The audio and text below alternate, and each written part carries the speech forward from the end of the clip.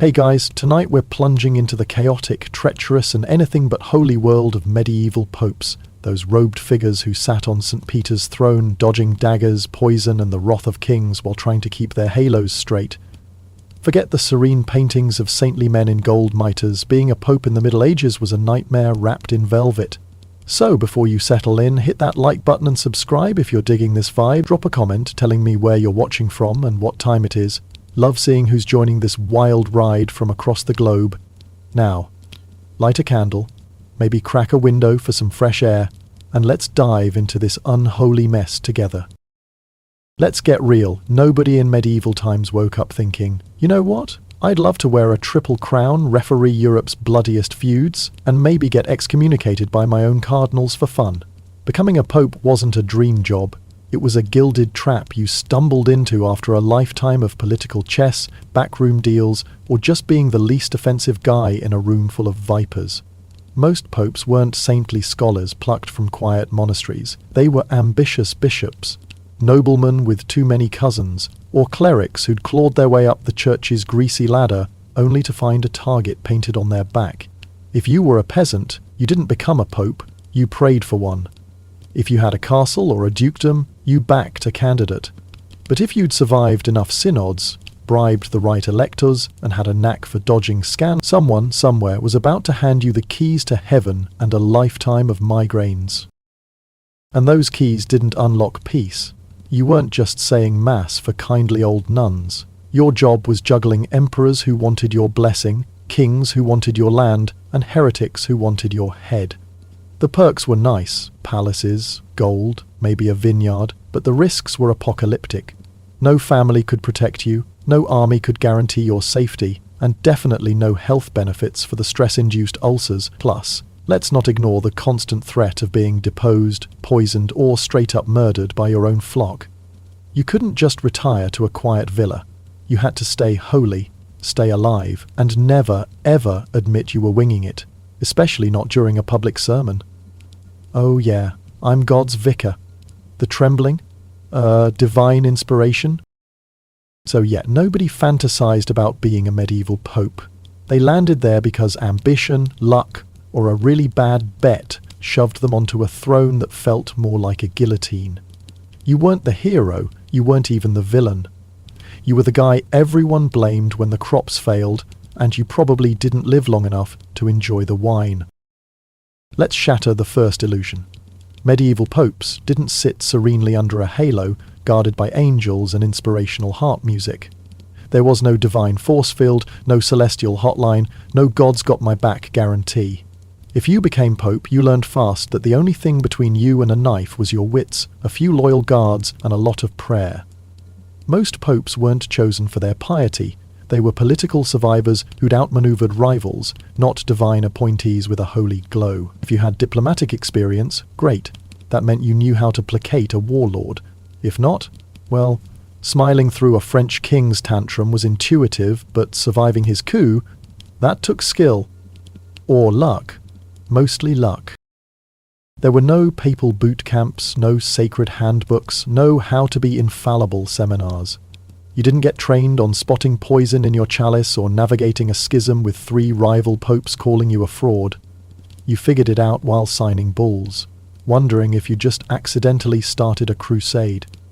Excommunication, that was trial and error, with heavy emphasis on error. Sometimes it worked. Sometimes you just pissed off a German emperor who now had 10,000 troops marching your way. Sometimes you excommunicated the wrong guy.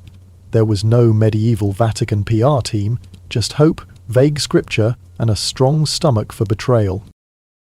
Sure, if you were lucky, and I mean found a relic in your shoe lucky, you might have picked up some tricks from seasoned cardinals. Maybe a grizzled bishop taught you how to spot a bribe disguised as a donation. But mentorship was rare and brief. Popes didn't retire, they died, often abruptly. Combat training, forget it. You weren't wielding a sword, you had a crozier that looked fancy but was useless in a fight. Maybe a ring you could kiss for morale, and whatever relics you could wave to scare off assassins. So no, you weren't some divinely shielded saint. You were a guy with sweaty palms, a heavy mitre, and a deeply unhealthy relationship with secret councils. Success didn't come from holiness. It came from survival. You learned to rule by dodging plots, signing treaties and vanishing into your chambers before someone could rewrite your legacy with a quill and a grudge. Let's talk about why you became a pope in the first place. Power. Shiny, sacred, world-shaping power. The promise of it lured you in, but the reality? You got crowned with lies. When you became pope, nobody wanted a lifelong shepherd. They wanted a puppet, a deal-maker or a scapegoat, preferably all three. They offered you the papacy like it was a gift. Lead the church, guide the faithful. That's if they were feeling poetic, but here's the catch. Guide the faithful was code for keep the French happy, the Germans quiet, and don't let the Italians rob the treasury before we do. So, you take the throne. You kiss the ring, wave to the crowd, maybe canonize a saint for clout. Not glorious, not serene. And when you're done? Ah, yes, about that. Loyalty. Your allies ghosted. Terribly sorry. Or worse, they start plotting. A dagger in the dark is cheaper than a rival pope, and even when you do hold power, it's never quite enough. Not for the stress, not for the sleepless nights, not for the week you spent hiding in a monastery while an anti-pope claimed your chair. You get a few loyal bishops, a curt nod from a king, and a reminder, you're God's man now. Also, fun fact, some elections were rigged. Political traps. You'd be told the papacy was yours, only to find out it came with a council of cardinals ready to depose you. Congratulations, you just walked into a holy sting operation with your name already etched on a heretic's pyre. And even when the election was legit, you couldn't sue for malpractice. Your Holiness, I'd like to report Cardinal Guido for voter fraud. The only court you'd see was the one where you were the defendant. So you learned to trust no one, demand loyalty up front, and never believe the smiling monk who swore this papacy would save your soul. It did, mostly by testing it. Being a pope meant living on broken vows and dodging daggers before they broke you. Now let's talk gear. Forget the epic frescoes and glowing icons. There were no magic staves, blessed armour or chalices that glowed when enemies were near. Your toolkit was whatever the Vatican tailors could stitch, bless, or pile onto you without toppling you over. If you were lucky, and I mean found a saint's bone in your soup lucky, you had a decent mitre. Not practical, not lightweight, just tall, hopefully stable, and ideally not wobbling when you stood up to scold a king. Relics? They existed, sure, but they weren't as miraculous as the monks claimed. Most were bits of bone, cloth, or rusty nails sold as holy. Some inspired awe, some just smelled weird. Some made your cardinals roll their eyes and mutter about fakes. Vestments? Occasionally useful. You could hide a letter or a dagger under those robes. But you'd better move fast, because nothing kills a sermon like tripping over your own chasuble while shouting, "Wait! Where's the hem, scepters?" Symbolic, yes, if you could lift one, knew how to wave it, and weren't trying to smuggle it past a rival's spies disguised as a pilgrim. Most papal duties were public and performative. No time for subtle miracles, just loud, heavy, and hopefully not creaky enough to embarrass you mid-mass. And you didn't get spares. If your ring got stolen, your cope tore, or your tiara fell into a well, time to improvise. Wax seal? Maybe. Broken candle? Worth a shot. Crozier with intent? Desperate times. You carried your gear draped over your shoulders, sewn into linings or clutched in sweaty hands, and you kept it close, not for faith, but because in this job your vestments were your shield, your status, and your only leverage. There were no upgrades, no tweaking between councils. You didn't polish your tiara, you prayed it didn't fall off mid-blessing. Because, in the end, it wasn't the gear that kept you alive. It was you, alone, overdressed, and expected to perform miracles with a stole and a stutter. Popes weren't just praying in quiet chapels. No one targeted Brother John, the humble scribe. Your enemies were powerful. Emperors, rival popes, even your own cardinals. And those people, they were very hard to outlive. First, there were the armies, not 1 or 2 knights, but thousands. Armoured, angry, and well-funded. Some sieged your city, some burned your land, some just loomed outside Rome, daring you to excommunicate their king. You'd spend weeks studying troop movements, envoy letters, and exactly how many prayers it took before the Holy Roman Emperor backed off.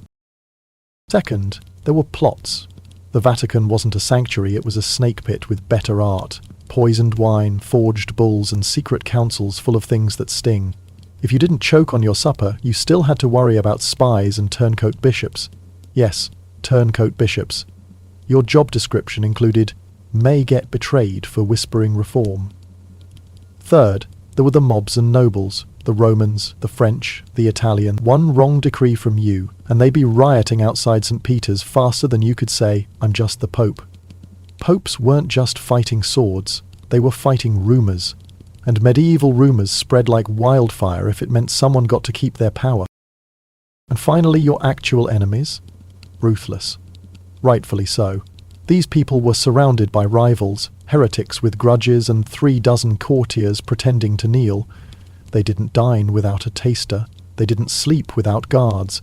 Some even fled to Avignon, or hid in castles like a deadly game of hide-and-seek. And don't get excited if you heard they were negotiating peace.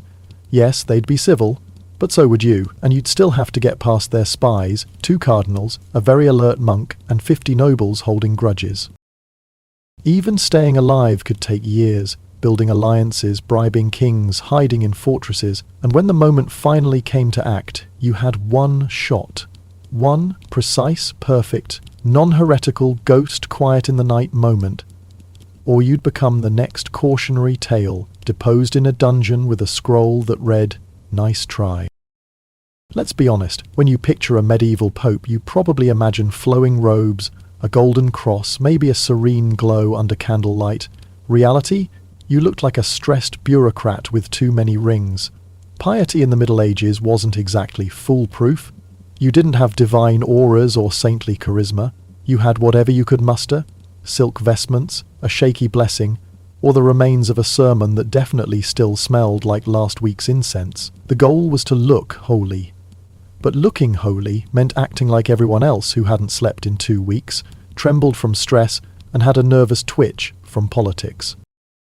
You didn't look suspicious because of your robes. You looked suspicious because you kept adjusting your cope to hide a letter begging for French aid. And forget miracles, there were no instant healings. Most divine claims just made you look like a fraud, which was great for inspiring pilgrims, but terrible for calming councils. If anyone asked why you faltered, you had to think fast. I'm His Holiness. The pause? Divine contemplation. Even assuming you survived the synod, your court wasn't full of fools. Cardinals noticed shaky hands, especially ones that fumbled relics or couldn't name the latest martyr. You were always one, I've never heard that psalm, away from being called an anti-pope. And if your piety did work, congratulations. You now had to stay godly for hours while pretending not to notice all the very scheming people kneeling nearby. Also, visions? They didn't exist. If you needed to look inspired, you were stuck staring skyward, squinting and hoping no one noticed your halo was just candlelight. The truth was, your piety didn't protect you. It gave you maybe 5 minutes of awe. After that, you had to be infallible, invisible, or very, very convincing. And if anyone saw through it, well, let's just say no one wants to be the Pope caught in the Lateran, wearing a tiara and holding a forged bull. Especially not during a schism. In medieval times, if you were a pope, you didn't have a team. You didn't have a loyal cardinal with a quill, a wise monk in a secret chapel, or a legate who gave you coded prayers and warm advice. You had you, a heavy crozier and crippling trust issues. There were no synods you could fully trust, and if there were whispers of a holy brotherhood, it was mostly cloister talk fueled by wine and boredom. You were more likely to meet a heretic than a loyal bishop who wanted to collaborate. Why the isolation? Because in your role, the fewer people who knew your plans, the longer you reigned. Every ally was a risk, every loose lip a potential schism. Even your electors might not know your true goals, and if they did, you were already planning your retreat. Companionship? Laughable. Allies asked questions, confessors noticed doubts, hesitations, and why you always prayed with a guard nearby. You couldn't settle in. You couldn't afford to. One mistake, one bishop spotting you in a council, and your whole reign turned into a sprint for the nearest fortress. Even fellow clerics kept their distance. Monks and priests were devout. You were the guy who could start wars with a pen, They feared you, or, worse, saw you as a walking scandal. No one wanted to share mass with someone whose decrees could attract an army with torches. And don't expect sympathy. You couldn't tell anyone how hard it was to sleep after condemning a rival pope. If you talked about your fears, people assumed you were either weak or heretical, and they weren't wrong. So, you kept your secrets, your sins, and your sceptres to yourself. At conclaves, you sat at the head, back to the wall, eyes always scanning the room. You never relaxed too much. You never stayed too long. You didn't say your mind unless someone knelt first, and even then it probably wasn't your true thought. Being a medieval pope meant perfecting the art of solitude, not just in a crowd, but from every piece you never got to know. Let's say you took the throne. You planned your reforms, you bribed the right duke, you blessed yourself as a very convincing vicar, and then you faltered. Maybe a king defied your bull, maybe you backed the wrong crusade, maybe you got the shakes at the worst possible moment, and your voice cracked like a terrified novice. Guess what? You're now deposed, because failure for a medieval pope wasn't a quiet apology or a bad sermon review, it was a public, humiliating and wildly dramatic fall, often involving exile, dungeons or sharp anathemas with names like the heretic's bane. Missing a key decree meant blowing the whole papacy. Your rival lived and immediately told everyone you were a fraud. Suddenly you weren't a shepherd, you were a hunted man with a forged tiara and probably a crude caricature tacked to every cathedral door within 30 leagues. And those guards you once trusted? Now they're bribed. Sometimes it wasn't even your rival you had to worry about. It was your allies. If you failed, you were no longer a leader. You were a liability. Someone who could be silenced, exiled, or worse, replaced. The very cardinals who crowned you would be the first to call a new conclave. And there were no second chances. No, sorry, the bull was vague. I'll clarify tomorrow. You had one shot, one moment in time, and if you blew it, the best you could hope for was to flee quietly before anyone found out who backed you. Failure also meant shame, the silent, soul-crushing kind. You didn't just fail to lead, you failed to be infallible, to be divine, and for popes, divinity was survival. Anything less might as well carve your name on a heretic's pyre and start practicing your final prayer. It didn't matter how many masses you'd led before, no one cared that you succeeded 12 times, because in this role, you're only as good as your last decree, and if your last decree didn't stick, you'd better start running. So, you did it. The council bowed, the bull was signed, no riots, no schisms, just a clean victory and a very grateful church that now wasn't fracturing. Congratulations. Now brace for the backlash. Because being a successful pope in medieval times didn't mean basking in glory while choirs sang behind you. It meant dodging envoys with grudges and a cardinal already plotting your fall.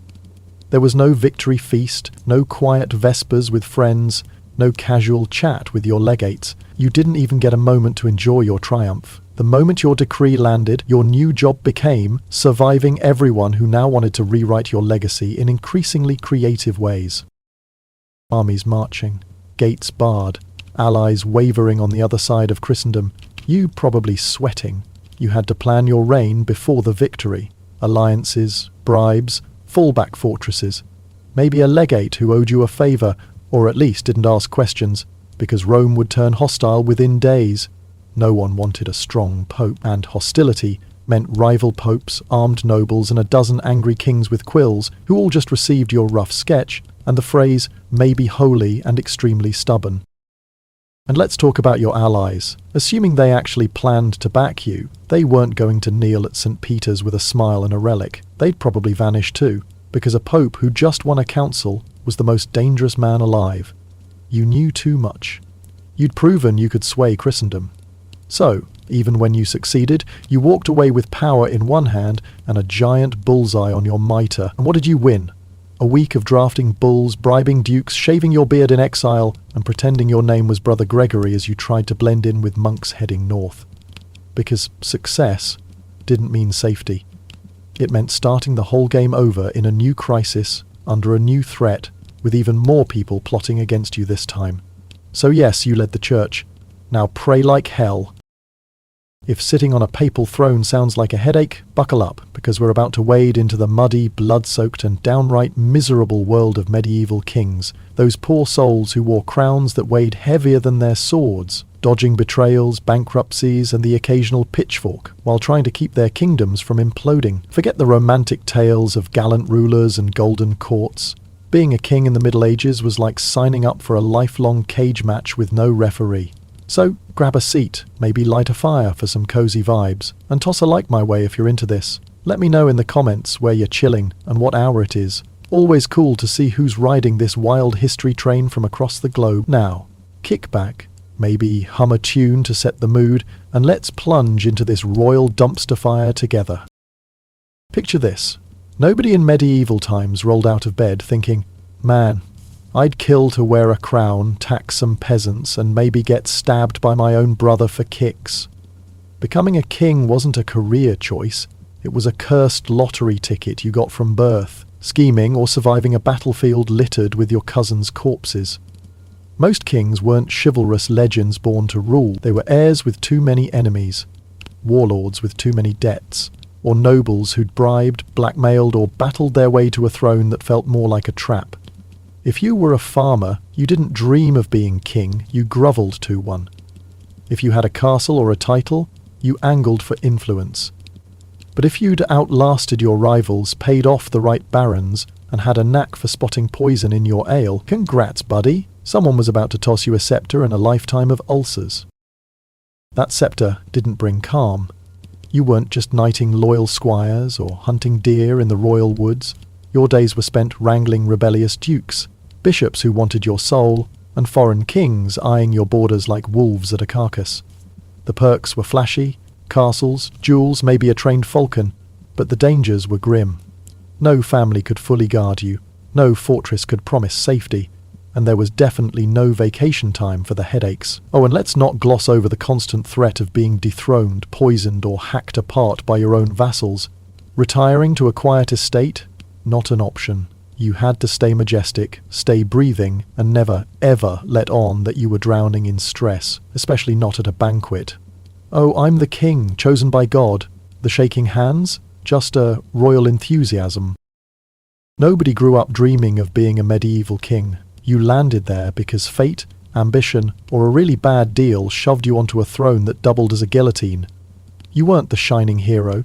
You weren't even the dastardly villain. You were the guy everyone blamed when the plague hit, and you probably didn't live long enough to enjoy the venison. Let's torch the first myth. Kings didn't rule with divine power, backed by cheering crowds and celestial trumpets. There was no holy shield, no royal cheat code, no gods on my side warranty. If you wore the crown, you learned quick that the only thing keeping you alive was your cunning, a handful of loyal knights, and a whole lot of dumb luck. Most kings weren't picked for their brilliance. They were survivors who'd outmaneuvered their kin, not mythical rulers with a golden aura. Had some war experience? Sweet. That meant you could maybe parry a blow. No combat chops? Well, glaring at a defiant earl was easy enough, but surviving his ambush? That took finesse. Or a miracle, usually just the miracle. There were no royal finishing schools, no how to be a monarch scrolls, no weekend seminars on dodging coups. You didn't get lessons on sniffing out arsenic in your stew or calming a mob of torch-wielding serfs. You learned on the job, mid-council, wondering if you just accidentally declared war on France. Raising taxes? Pure guesswork, with a side of chaos. Sometimes it funded your army, sometimes it sparked a revolt that torched your granaries. Sometimes you taxed the wrong noble and woke up to a siege. No medieval 911 to call, just prayers, shaky alliances, and a stomach for treachery. If you were insanely lucky, like found a chest of gold in your stables lucky, you might have gleaned some wisdom from a grizzled advisor. Maybe a crusty steward showed you how to spot a bribe disguised as a hunting trophy. But mentors were rare and didn't last. Kings didn't retire, they dropped dead, often with a dagger in their ribs. Fighting skills? Sure, if you were young and spry. But you weren't always on the battlefield. You had a crown that looked regal but was useless in a scrap. Maybe a ceremonial sword that weighed a ton, and whatever banners you could hoist to spook your enemies. You weren't some untouchable warlord. You were a guy with sweaty palms, a creaky throne, and a toxic obsession with court politics. Success didn't come from divine right. It came from not dying. You learned to rule by dodging assassins, raising levies, and bolting to your keep before someone could rewrite your reign with a forged charter and a smirk. Why did you even want the crown? Glory, that's why. The kind of glory that got your name carved in stone, sung by bards, etched in history. That promise hooked you, but the truth? You got crowned with deceit. When you became king, nobody wanted a just ruler. They wanted a conqueror, a puppet, or a fall guy, ideally all three. They dangled the throne like it was a prize. Lead the kingdom. Forge a legacy. That's if they were feeling poetic. But forge a legacy was code for keep the Vikings out, the clergy happy, and don't let the treasury run dry before we do. So, you claim the crown. Unite a few allies, parade through the streets, maybe seize a rival's castle for swagger. Not glamorous, not peaceful. And when it's over? Oh, about that loyalty. Your allies vanished. Whoops. Or worse, they're sharpening their knives. A blade in the back is cheaper than a rival king. Even when you held power, it was never enough. Not for the sleepless nights, not for the constant dread, not for the month you spent holed up in a fortress while a usurper waved your crown around. You get a handful of loyal barons, a stiff nod from a bishop, and a warning, you're the king now. Fun fact, some coronations were straight-up traps, political setups. You'd be promised the throne only to find a council of nobles ready to rebel. Congrats, you just walked into a royal ambush with your name already scratched onto a traitor's grave. Even when the crown was legit, you couldn't drag your enemies to court.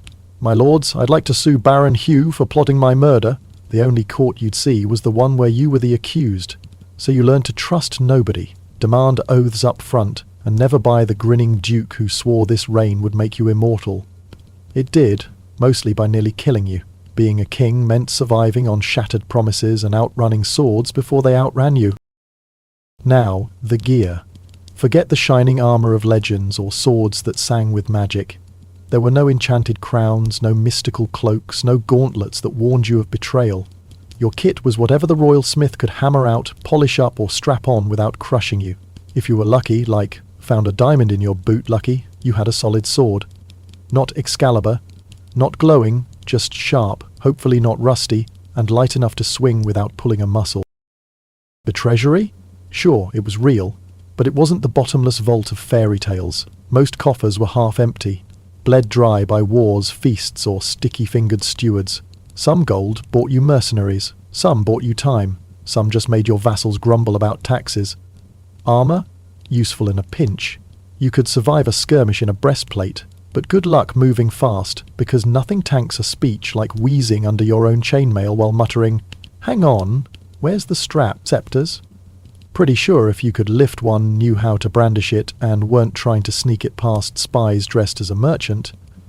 Most kingly duties were loud and grueling, no room for subtle wins, just heavy, creaky cymbals that hopefully didn't embarrass you mid-oath.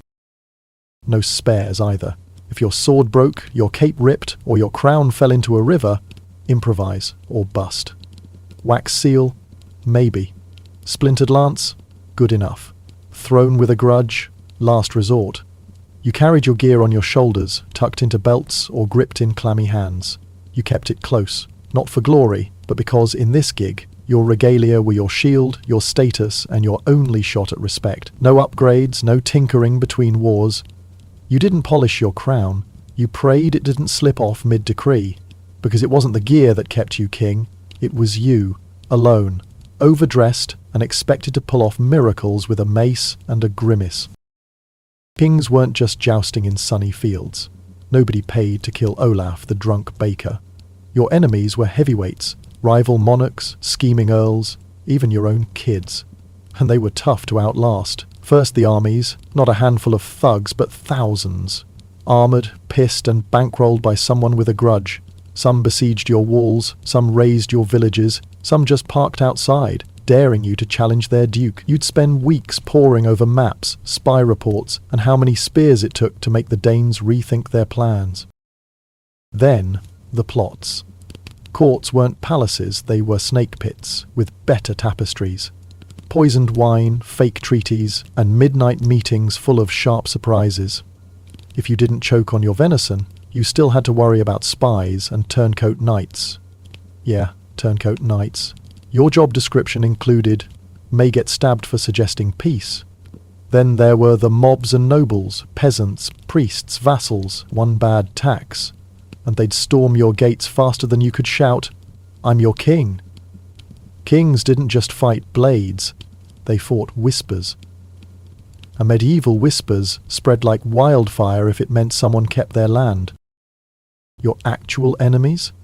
Ruthless. And they had reason. Surrounded by claimants, rebels with grudges and a dozen courtiers faking loyalty, they didn't eat without a taster. They didn't sleep without guards. Some hid in keeps or fled to monasteries like a deadly game of cat and mouse. And don't get cocky if you heard they were signing a peace deal. Sure, they'd smile, but so would you, and you'd still have to slip past their spies, 3 barons, a twitchy squire, and 100 nobles nursing old scores. Staying alive could take years, levying troops, bribing lords, fortifying castles, and when the time came to strike, you had one chance, one perfect, precise, non-treasonous, shadow-sneaky moment. Or you'd be the next cautionary tale, dethroned in a ditch with a sign reading, tough luck. Let's talk about looking the part. You're picturing a medieval king, right? Flowing cloaks, a gleaming crown, maybe a heroic glow under torchlight? Wrong. You looked like a stressed warlord with too many buckles. Majesty wasn't a free pass. You didn't have a divine spark or kingly charm. You had what you could scrape together, velvet robes, a wobbly oath, or a speech that still reeked of last night's mead. The goal was to look like God's chosen, but that meant acting like every other guy who hadn't slept in a month, shook from stress and twitched from court drama. You didn't look suspicious because of your crown. You looked suspicious because you kept adjusting your cloak to hide a letter begging for Spanish gold. And forget miracles. Grand claims just made you look like a despot, great for rallying knights, but awful for soothing bishops. If someone questioned your hesitation, you had to think fast. I'm the king, anointed by heaven. The stutter, just a royal reflection. Even if you survived the feast, your court wasn't blind. Nobles noticed trembling hands, especially ones that fumbled goblets or forgot the latest knight's name. You were always one, I don't know that law, away from being branded a pretender. What if your majesty pulled it off? Nice work. Now stay regal for hours while ignoring the scheming lords bowing around you. Prophecies? Didn't exist. Want to look destined? You're stuck, staring nobly, squinting, hoping nobody notices your crown's just flickering candlelight. Your majesty didn't save you, it bought you a fleeting moment of awe. After that, you had to be untouchable, invisible, or damn convincing. And if someone saw through you, nobody wants to be the king caught in the Great Hall, clutching a fake charter in a lopsided crown, especially not during a coup. If you were a king, you were alone. No loyal captain with a lance, no sage monk in a hidden chapel, no steward slipping you coded maps and a pat on the back. Just you, a heavy scepter, and trust issues that could choke a dragon. No council was fully safe. Whispers of a loyal brotherhood, just tavern gossip fueled by cheap ale. You'd sooner meet a bandit than a lord who wanted to team up. Why so lonely? Because the fewer people who knew your next move, the longer you kept your head. Every ally was a gamble, every loose tongue a step toward the gallows. Even your closest vassals might not know your real plans. If they did, you were already eyeing the nearest exit. Friends? A joke. Allies asked too many questions.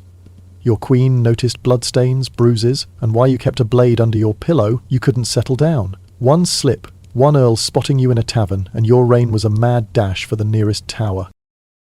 Even other nobles kept their distance. Barons and dukes had their own agendas. You? You were the guy who could end their line with a word. They feared you, or saw you as a walking scandal. Nobody wanted to share wine with someone whose laws could spark a rebellion. And sympathy? Forget it. You couldn't confess how tough it was to sleep after executing a traitor. Spill your fears, and they'd call you weak or tyrannical, and they weren't wrong. So, you hid your doubts, your wounds, and your weapons.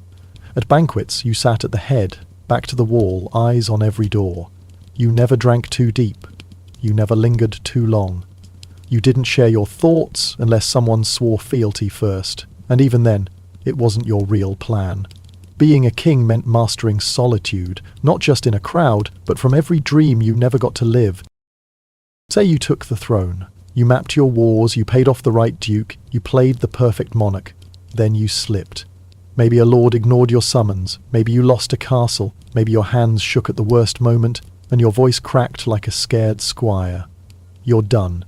Failure for a king wasn't a stern letter or a bad battle report. It was a public, gruesome and wildly theatrical end. Think exile, dungeons, or a headsman's axe with a name like the Rebel's Regret. Botching a campaign ruined everything. Your rival lived and screamed to the world that you were a fraud. Suddenly, you weren't a monarch, you were a fugitive with a stolen crown and a sketch of your face on every village gate.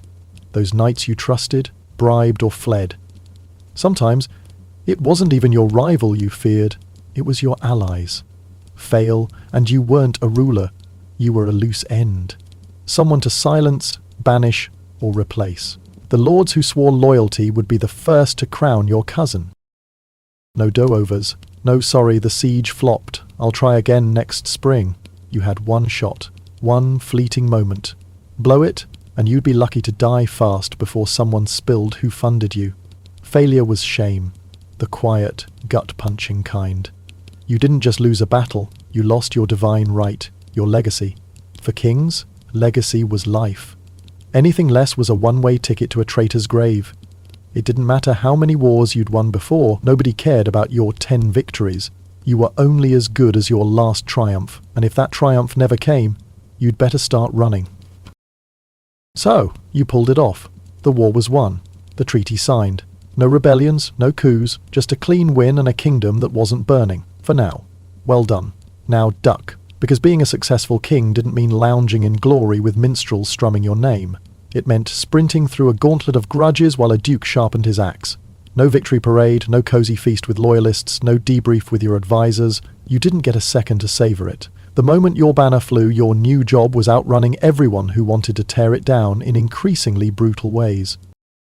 Armies on the move, gates locked, allies waffling across the border, you probably wounded, you had to plan your reign before the win. Alliances, taxes, fallback strongholds, maybe a castellan who owed you a favour or didn't ask questions because your capital would turn hostile by dawn. Nobody loved a strong king. Hostility meant pretenders, armed barons, and a dozen lords with quills who'd just gotten your description, and the note, probably armed and very stubborn. Your allies? If they even planned to stick around, they weren't meeting you in the hall with grins and gifts. They'd likely vanish too. A king who just won a war was the most dangerous man alive. You knew too much. You'd shown you could crush armies. So, even when you won, you left with power in one hand and a massive target on your crown. What did you gain? A week of mustering troops, bribing earls, shaving your beard in a ditch, and calling yourself Sir Roland to blend in with pilgrims heading east. Success wasn't safety. It was a new round of the same deadly game, with a fresh crisis, new enemies, and more people gunning for you. So, yeah, you ruled the kingdom. Now fight like hell to keep it. If wearing a papal tiara or a king's crown sounds like a raw deal, hold tight, because we're about to plunge into the glittering, gut-wrenching, and utterly ruthless world of medieval queens. Those women who balanced jewelled coronets and whispered plots, dodging betrayal, barren wounds, and the sharp end of a courtier's ambition while trying to keep their heads, literally and figuratively, on straight. Toss out those fairy tales of dainty ladies in velvet gowns. Being a queen in the Middle Ages was like playing chess blindfolded, with every pawn hiding a dagger. So pull up a chair, maybe light a scented candle for some medieval mood, and give this a thumbs up if you're feeling it. Shout out in the comments where you're vibing from and what time's ticking for you. Love knowing who's diving into this historical chaos with me. Now, sip something warm, crack a window for a breeze, and let's waltz into this royal quagmire together. Imagine this. Nobody in medieval times woke up thinking, gosh, I'd love to wear a crown, birth a dynasty, and maybe get locked in a tower by my own husband for drama. Becoming a queen wasn't a girlhood fantasy, it was a high-stakes bargain you were born into, married into, or schemed into, often with your life as the ante. Most queens weren't ethereal muses plucked from convents. They were noble daughters, traded for alliances, widows with too many enemies, or women who'd outwitted their rivals to clutch a throne that burned hotter than dragonfire. If you were a peasant, you didn't dream of being queen, you curtsied to one. If you had a title or land, you angled for her favour. But if you'd navigated enough betrothals, charmed the right king, and had a knack for spotting poison in your wine, well, darling, someone was about to drape you in ermine and hand you a lifetime of sleepless nights. That crown didn't bring serenity. You weren't just embroidering tapestries or cooing over troubadours' ballads. Your days were spent juggling scheming in-laws, bishops who questioned your virtue, and foreign courts who saw you as a pawn or a prize. The perks sparkled. Castles, silks, maybe a pet falcon, but the risks were lethal. No sisterhood could shield you, no guard could promise safety, and there was definitely no time out for the heartbreak. Oh, and don't forget the ever-present threat of being slandered, exiled, or beheaded by your own court. Retiring to a nunnery? Rarely an option. You had to stay radiant, stay alive, and never, ever let slip that you were terrified, especially not at a feast. Oh, I'm the queen, God's chosen consort. The trembling? Just divine grace. Nobody daydreamed of being a medieval queen. You landed there because birth, cunning, or a desperate treaty thrust you into a role that felt more like a noose than a throne. You weren't the fairy tale heroine, you weren't even the scheming villainess. You were the woman everyone blamed when the air was frail, and you probably didn't live long enough to enjoy the spiced hypocrite. Let's shatter the first mirage. Queens didn't glide through courts with divine favour, trailed by loyal maids and lute melodies. There was no sacred aura, no royal invincibility, no heaven's got my back promise. If you wore the coronet, you learned fast that the only thing between you and ruin was your wit, a few trusted ladies-in-waiting, and a prayer's worth of luck.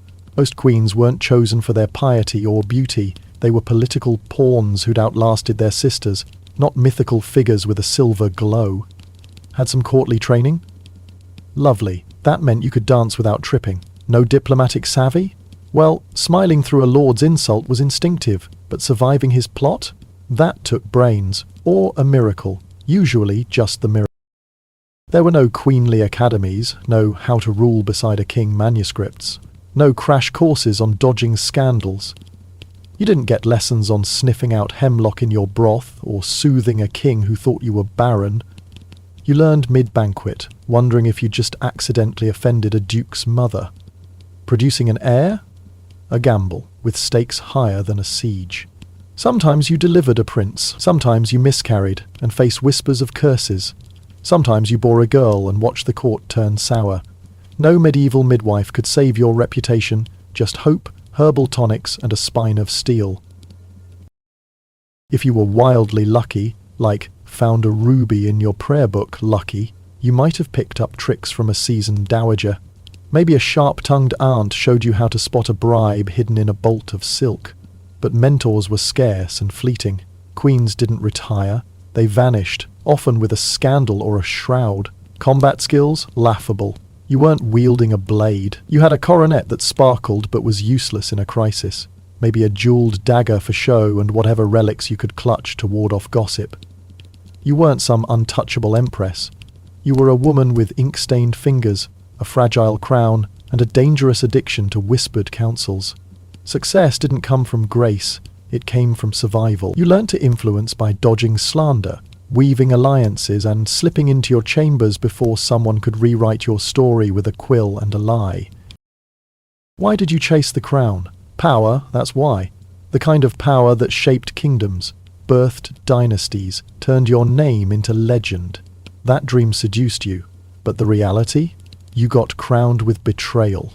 When you became queen, nobody wanted a wise consort. They wanted a broodmare, a diplomat, or a scapegoat, ideally all three. They offered you the throne like a gift. Rule beside your king, forge a legacy. That's if they were feeling flowery, but forge a legacy was code for birth sons, keep the French happy, and don't let the treasury bleed out before we do. So, you take the coronet. You dazzle at court, broker a truce, maybe gift a knight a favour for loyalty. Not enchanting, not tranquil. And when it's done? Oh, about that devotion. Your allies fled, so sorry. Or worse, they're plotting. A whisper of adultery is cheaper than a rival queen. Even when you wielded influence, it was never enough. Not for the risk, not for the sleepless nights, not for the month you spent praying in a chapel while a usurper eyed your throne. You get a few loyal maids, a curt nod from a bishop, and a reminder. You're the queen now.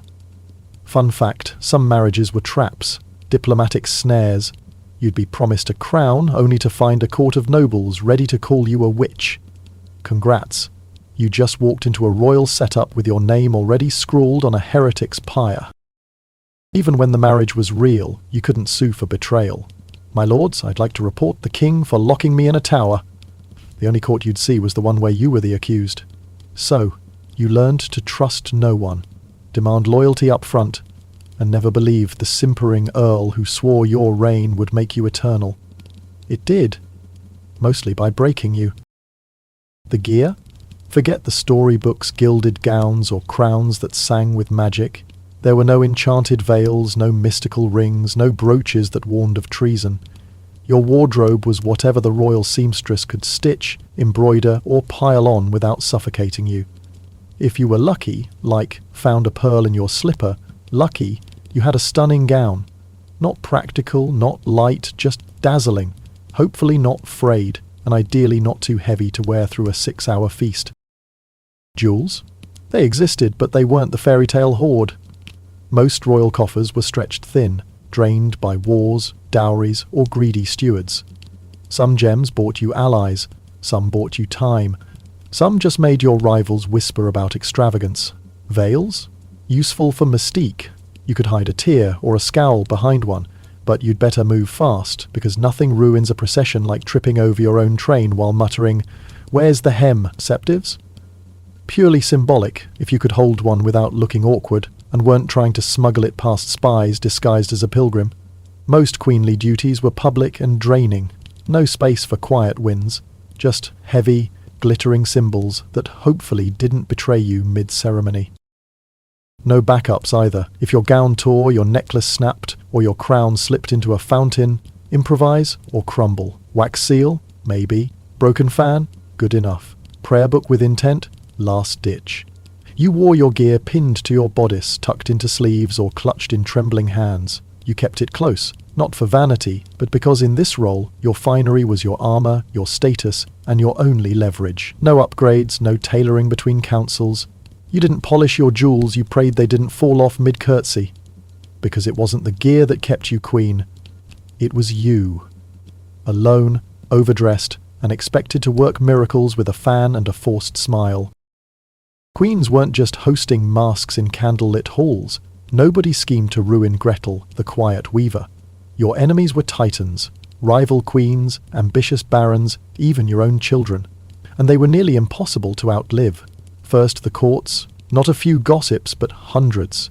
Scheming, watchful, and funded by someone with a grudge. Some slandered your name, some forged your letters, some just waited for you to falter. You'd spend weeks decoding whispers, spy reports, and how many prayers it took to make the Pope stop calling you a meddler. Then, the plots. Palaces weren't sanctuaries, they were vipers' nests with better chandeliers. Poisoned possets, fake missives, and secret councils full of sharp surprises. If you didn't choke on your custard, you still had to worry about spies and turncoat maids. Yes, turncoat maids! Your job description included, may get betrayed for suggesting reform. Then there were the mobs and nobles, peasants, clergy, vassals, one wrong gesture, and they'd riot outside your gates faster than you could say, "I'm just the queen." Queens didn't just fight daggers, they fought rumours. And medieval rumours spread like plague if it meant someone kept their power. Your actual enemies? Merciless. And rightly so. Surrounded by rivals, claimants with grudges, and a dozen courtiers faking devotion, they didn't dine without a taster. They didn't sleep without guards. Some hid in convents or fled to foreign courts like a deadly game of shadows. And don't get hopeful if you heard they were negotiating peace. Sure, they'd curtsy, but so would you, and you'd still have to slip past their spies, 3 ladies, a nosy page, and 100 nobles nursing old wounds. Staying alive could take decades. Birthing heirs, bribing lords, fortifying alliances, and when the time came to act, You had one chance. One perfect, precise, non-scandalous, whisper-quiet moment. Or you'd be the next cautionary tale, exiled in a cell with a scroll reading, "Better luck next life." Looking the part was brutal. Picture a medieval queen, right? Flowing silks, a dazzling crown, maybe a saintly glow under moonlight. Nope, you looked like a stressed diplomat with too many pins. Grace wasn't a shield. You didn't have angelic charm or queenly magic. You had what you could muster, satin gowns, a shaky blessing, or a speech that still smelled of last night's wine. The goal was to look divine, but that meant acting like every other woman who hadn't slept in weeks, shook from dread and twitched from court intrigue. You didn't look suspicious because of your crown. You looked suspicious because you kept adjusting your veil to hide a letter begging for Castilian aid. And forget miracles, bold moves just made you look power-hungry, great for inspiring knights, but terrible for calming bishops. If someone questioned your pause, you had to think fast. I'm the queen, heaven's consort. The falter? Just a holy meditation. Even if you survived the banquet, your court wasn't naive. Nobles noticed trembling hands, especially ones that fumbled rosaries or forgot the latest saint's day. You were always one, "I don't know that prayer," away from being called a fraud. If your grace worked, brava. Now stay poised for hours while ignoring the scheming lords bowing around you. Visions? Didn't exist. Need to look fated? You're stuck gazing regally, squinting, hoping nobody notices your crown's just torchlight. Your grace didn't save you. It bought you a fleeting second of awe. After that, you had to be flawless, invisible, or fiercely convincing. And if someone saw through you, nobody wants to be the queen caught in the solar clutching a fake missive in a crooked coronet, especially not during a coup. You were alone. No loyal dame with a quill, no wise abbess in a secret cloister, no steward slipping you coded prayers and a kind word, just you, a fragile scepter, and trust issues that could sink a galleon. No counsel was truly safe. Whispers of a sisterhood? Just gossip spun by bored minstrels. You'd sooner meet a thief than a lady who wanted to team up. Why so isolated? Because the fewer who knew your plans, the longer you kept your crown. Every confidant was a risk, every loose lip a step toward ruin. Even your closest maids might not know your true aims. If they did, you were already planning your escape. Friendship? A fantasy. Allies asked too much. Your king noticed doubts, bruises, and why you kept a dagger under your pillow. You couldn't rest easy. One slip, one lady spotting you in a chapel, and your reign was a frantic dash for the nearest port. Even other nobles kept their distance. Barons and duchesses had their own games. You were the woman who could topple their line with a word. They feared you, or saw you as a walking scandal. Nobody wanted to share wine with someone whose influence could spark a rebellion. And sympathy? Not a chance. You couldn't confess how hard it was to sleep after sending a rival to the block. Share your fears, and they'd call you weak or scheming.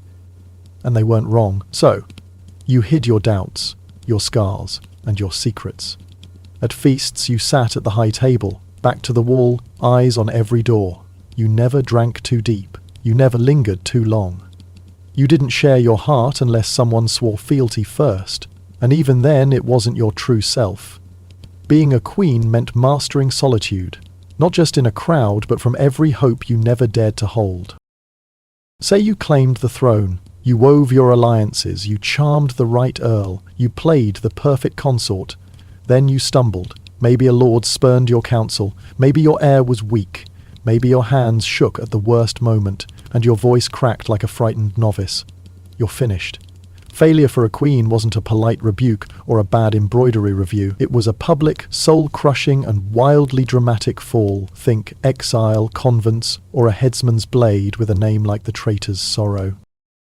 Botching a move ruined everything. Your rival lived and screamed to the world that you were a witch. Suddenly, you weren't a monarch, you were a fugitive with a tarnished crown and a sketch of your face on every cathedral door. Those maids you trusted, bribed, or fled. Sometimes it wasn't even your rival you feared, it was your allies. Fail, and you weren't a ruler, you were a liability, someone to silence, banish, or replace. The lords who swore loyalty would be the first to crown your sister. No second chances, no sorry the treaty failed, I'll try again next spring. You had one shot, one fleeting moment. Blow it and you'd be lucky to die quietly before someone spilled who backed you. Failure was shame, the silent, bone-deep kind.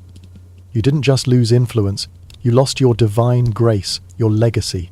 For queens, legacy was life. Anything less was a one-way ticket to a heretic's cell. It didn't matter how many alliances you'd forged before. Nobody cared about your 10 triumphs. You were only as good as your last victory, and if that victory never came, you'd better start running. So, you did it. The alliance held. The heir was born. No scandals, no coups, just a clean win and a court that wasn't imploding. For now. Brava, truly. Now brace yourself, because being a successful queen didn't mean basking in glory with harps strumming your name. It meant dodging envoys with grudges while a duchess sharpened her quill. No victory mask, no quiet vespers with friends, no debrief with your lady. You didn't get a moment to savour it. The moment your plan worked, your new job was outrunning everyone who wanted to tear it down in increasingly vicious ways. Rivals circling, gates barred, allies wavering across the sea. You probably heartsick. You had to plan your reign before the wind. Treaties, dowries, fallback convents. Maybe a knight who owed you a favour or didn't ask questions because your court would turn hostile by dawn. Nobody loved a strong queen. Hostility meant pretenders, armed nobles, and a dozen lords with scrolls who'd just gotten your description, and the note probably cunning and very stubborn. Your allies. If they even planned to stay, they weren't meeting you in the solar with smiles and roses. They'd likely vanish too. A queen who just secured a throne was the most dangerous woman alive. You knew too much. You'd shown you could sway kingdoms. So even when you won, you left with power in one hand and a massive target on your crown. What did you gain? A week of brokering peace, bribing barons, hiding your tears in a cloister, and calling yourself Lady Agnes to blend in with pilgrims heading north. Success wasn't safety. It was a new round of the same deadly dance, with a fresh crisis, new enemies, and more people gunning for you. So yeah, you ruled beside the king. Now, fight like hell to keep it. If being a queen sounds like a gilded nightmare, brace yourself, because we're about to tumble into the dazzling, deceitful, and downright brutal world of medieval princesses, those young women draped in silk and suspicion, tiptoeing through a maze of marriage pacts, courtly traps, and the ever-looming threat of being pawned off or poisoned, all while trying to keep their hearts and heads intact. Forget the storybook dreams of glass slippers and gallant knights. Being a princess in the Middle Ages was like being dealt a hand of cards where every ace was cursed. So, cozy up, maybe spark a lantern for that soft medieval glow, and toss me a like if this vibe's hitting right. Drop a note in the comments about where you're chilling and what hour it's striking. Love seeing who's joining this whirlwind of history from around the world. Now, grab a comfy blanket, hume a quiet ballad, and let's slip into this royal roller coaster together. Picture waking up in a drafty castle, not thinking, oh, I can't wait to wear a tiara, charm a prince, and maybe get kidnapped for the thrill of it. Becoming a princess wasn't a fairy tale wish. It was a birthright that felt more like a shackle, forged in dynastic deals or desperate bids to keep your family's banner flying. Most princesses weren't delicate darlings destined for romance. They were daughters of kings, pawns in power plays, or girls who'd learned to smile through betrayal before they could embroider a decent rose. If you were a peasant, you didn't dream of being a princess. You prayed for her mercy. If you had a manor or a title, you curried her favour. But if you'd survived enough betrothals, outwitted a scheming uncle, and had a knack for spotting a spiked goblet, well, sweetling, someone was about to pin a coronet on you and shove you into a life of whispered plots and sleepless nights. That coronet didn't bring fairy dust. You weren't just practicing your curtsy or picking flowers for a festival. Your days were spent dodging ambitious suitors, clerics who doubted your purity, and foreign envoys who saw you as a bargaining chip or a threat. The perks were pretty, gowns, jewels, maybe a lute-strumming bard, but the dangers were deadly. No governess could fully protect you, no castle could guarantee safety, and there was definitely no pause button for the heartbreak. Oh, and don't overlook the constant risk of being slandered as a witch, shipped to a convent, or married off to a warlord who smelled like his horse. Escaping to a quiet life? A fantasy. You had to stay poised, stay breathing, and never ever let on that you were scared witless, especially not at a banquet. "Oh, I'm the princess, born of royal blood." The shaky smile? Just a youthful charm. Nobody grew up fantasizing about being a medieval princess. You were born into it, thrust into it by a desperate alliance, or survived long enough to wear the title like a target. You weren't the storybook heroine. You weren't even the cunning villainess. You were the girl everyone blamed when the treaty failed, and you probably didn't live long enough to enjoy the sugared plums. Let's crush the first illusion. Princesses didn't float through courts on clouds of grace, surrounded by adoring maids and twinkling stars. There was no enchanted aura, no divine protection, no "the heavens love me" clause. If you wore the title, you learned quick that the only thing between you and disaster was your sharp tongue, a loyal handmaid, and a sprinkle of blind luck. Most princesses weren't chosen for their beauty or wit. They were chess pieces moved by kings, not magical maidens with a golden destiny. Had some courtly lessons? Nice. That meant you could dance a pavane without tripping. No political savvy? Well, giggling through a baron's lecture was easy, but surviving his plot to wed you off? That took guile, or a stroke of fortune. Usually just the fortune. There were no princess prep schools, no how to be a royal pawn guides, no workshops on dodging unwanted betrothals. You didn't get tutorials on spotting poison in your posset, or charming a duke who thought you were a bargaining chip. You learned mid-feast, wondering if you'd just insulted a prince's lineage. Securing a good marriage? A dice roll with stakes sharper than a lance? Sometimes you landed a kind husband. Sometimes you got a brute who saw you as a broodmare. Sometimes you were left unwed, and a court whispered you were cursed. No medieval matchmaker could save your fate, just prayers, charm, and a heart tough as chainmail. If you were absurdly lucky, like found a sapphire in your sewing basket lucky, you might have gleaned some wisdom from a cunning dowager. Maybe a sly aunt taught you how to spot a bribe tucked into a velvet glove. But mentors were rare and vanished fast. Princesses didn't retire, they faded, often with a scandal or a shroud. Fighting skills? A pipe dream. You weren't swinging a sword, you had a coronet that glittered but was useless in a pinch. Maybe a tiny dagger hidden in your sleeve, and whatever saint's medals you could clutch to hush the gossips. You weren't some untouchable enchantress. You were a girl with ink-smudged fingers, a fragile tiara, and a perilous obsession with whispered secrets. Success didn't come from charm, it came from not breaking. You learned to shine by dodging rumors, weaving alliances, and slipping into your chambers before someone could rewrite your life with a quill and a sneer. Why were you even here? Influence, that's the bait. The kind of influence that could sway a king, secure a border, or etch your name in chronicles. That promise sparkled like a jewel. But the truth? You were crowned with lies. When you became a princess, nobody wanted a wise maiden. They wanted a bride, a symbol, or a scapegoat, preferably all three. They dangled the title like a prize. Grace the court. Shape a dynasty. That's if they were waxing lyrical. But shape a dynasty was code for wed a stranger, keep the Scots from invading, and don't let the treasury empty before we do. So, you down the coronet. You dazzle at a mask, broker a truce with a smile, maybe gift a knight a ribbon for loyalty, not magical, not serene. And when it's over? Oh, about that devotion. Your allies ghosted, terribly sorry. Or worse, they're scheming. A whisper of scandal is cheaper than a rival princess. Even when you held sway, it was never enough. Not for the risk, not for the sleepless nights, not for the weeks you spent praying in a tower while a rival claimed your betrothed. You get a few loyal maids, a stiff nod from a bishop, and a warning, you're the princess now. Fun fact, some betrothals were traps, political ploys.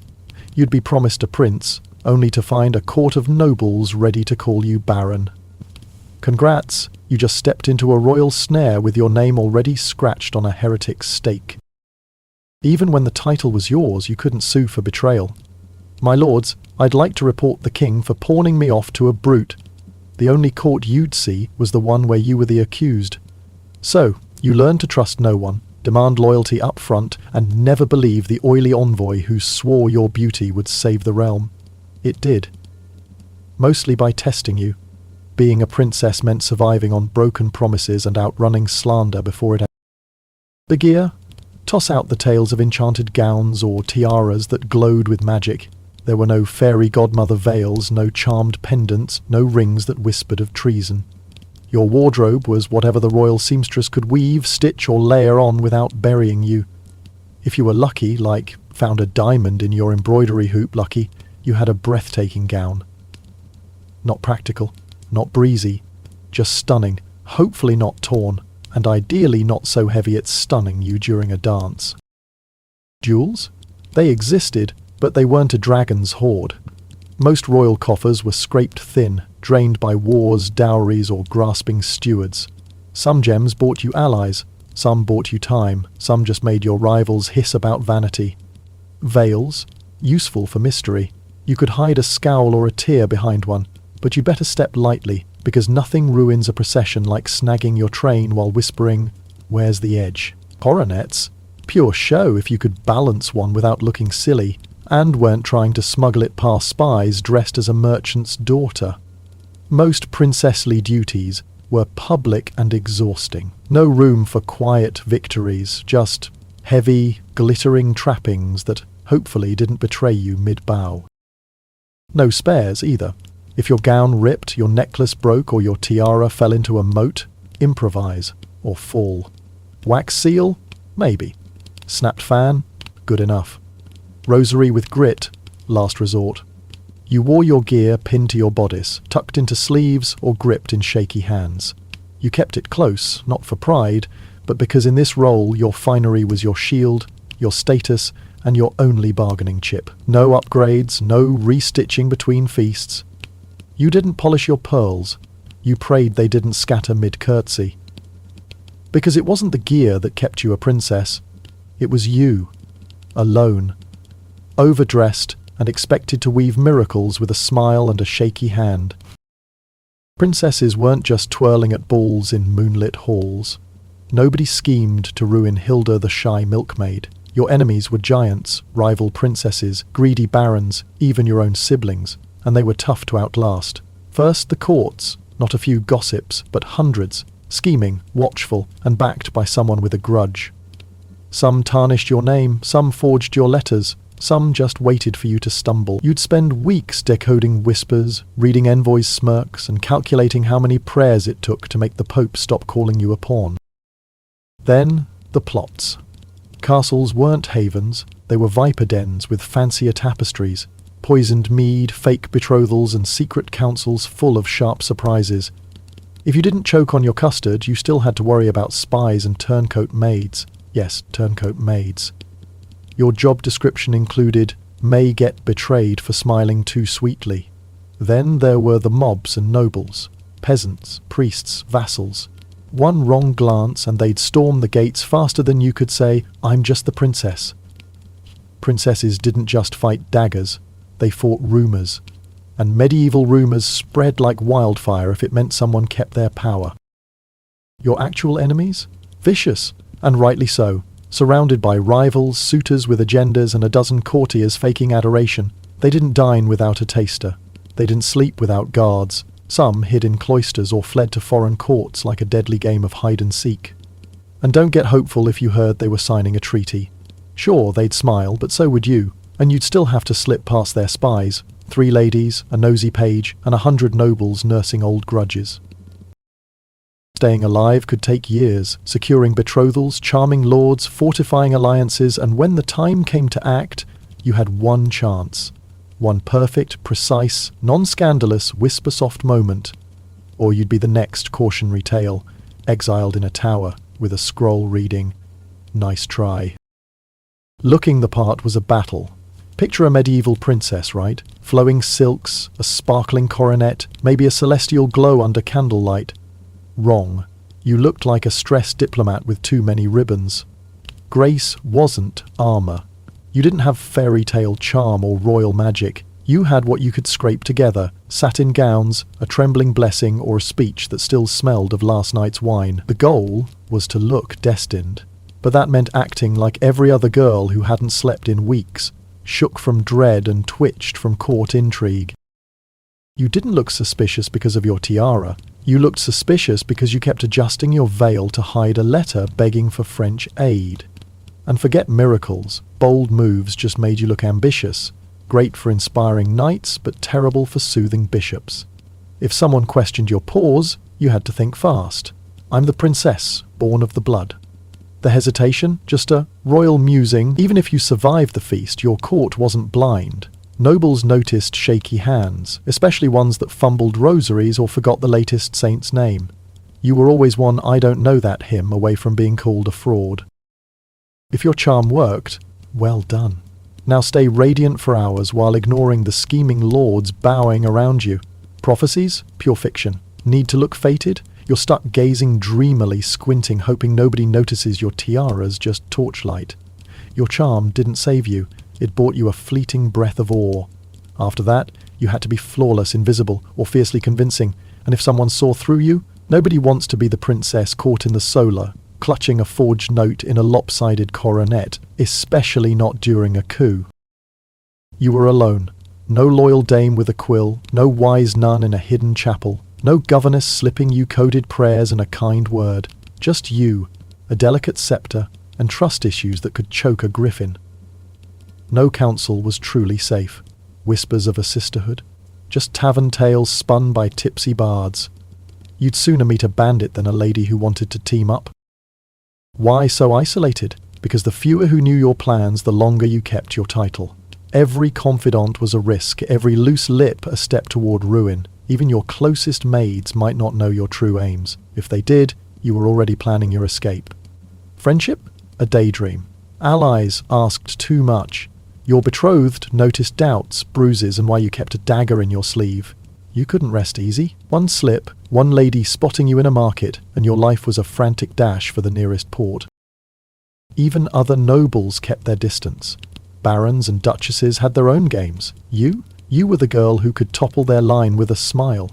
They feared you or saw you as a walking scandal. Nobody wanted to share wine with someone whose marriage could spark a war. And sympathy? Not a chance. You couldn't confess how hard it was to sleep after dodging a suitor's plot. Share your fears and they'd call you weak or scheming, and they weren't wrong. So, you hid your doubts, your scars, and your secrets. At feasts, you sat at the high table, back to the wall, eyes on every door. You never drank too deep. You never lingered too long. You didn't share your heart unless someone swore fealty first, and even then it wasn't your true self. Being a princess meant mastering solitude, not just in a crowd, but from every dream you never dared to hold. Say you claimed your place. You wove your alliances. You charmed the right earl. You played the perfect maiden. Then you faltered. Maybe a lord spurned your counsel. Maybe your betrothal fell through. Maybe your hands shook at the worst moment and your voice cracked like a scared novice. You're done. Failure for a princess wasn't a polite rebuke or a bad dance review. It was a public, soul-crushing and wildly dramatic fall. Think exile, convents, or a headsman's blade with a name like the traitor's lament. Botching a move ruined everything. Your rival lived and screamed to the world that you were a witch. Suddenly you weren't a princess. You were a fugitive with a tarnished coronet and a sketch of your face on every cathedral door. Those maids you trusted, bribed, or fled. Sometimes it wasn't even your rival you feared, it was your allies. Fail, and you weren't a symbol, you were a liability. Someone to silence, banish, or replace. The lords who swore loyalty would be the first to pawn you off to a rival. No second chances, no "sorry, the alliance flopped, I'll try again next spring." You had one shot, one fleeting moment. Blow it, and you'd be lucky to die quietly before someone spilled who backed you. Failure was shame, the silent, bone-deep kind. You didn't just lose favour, you lost your royal grace, your future. For princesses, grace was life. Anything less was a one-way ticket to a heretic's cell. It didn't matter how many alliances you'd forged before. Nobody cared about your 10 triumphs. You were only as good as your last victory. And if that victory never came, you'd better start running. So you did it. The betrothal held, the treaty was signed, no scandals, no coups, just a clean win and a court that wasn't imploding, for now. Well done, truly. Now, brace yourself. Because being a successful princess didn't mean basking in glory with harps strumming your name. It meant dodging envoys with grudges while a duchess sharpened her quill. No victory masks, no quiet vespers with friends, no debrief with your ladies. You didn't get a moment to savour it. The moment your plan worked, your new job was outrunning everyone who wanted to tear it down in increasingly vicious ways. Rivals circling, gates barred, allies wavering across the sea, you probably heartsick. You had to plan your role before the win. Treaties, dowries, fallback cloisters, maybe a knight who owed you a favour or didn't ask questions because your court would turn hostile by dawn. Nobody loved a strong princess. Hostility meant pretenders, armed nobles, and a dozen lords with scrolls who'd just gotten your description, and the note probably cunning and very stubborn. Your allies? If they even planned to stay, they weren't meeting you in the solar with smiles and roses. They'd likely vanish too. A princess who just secured an alliance was the most dangerous woman alive. You knew too much. You'd shown you could sway kingdoms. So, even when you won, you left with influence in one hand and a massive target on your coronet. What did you gain? A week of brokering peace, charming barons, hiding your tears in a chapel and calling yourself Lady Agnes to blend in with pilgrims heading north.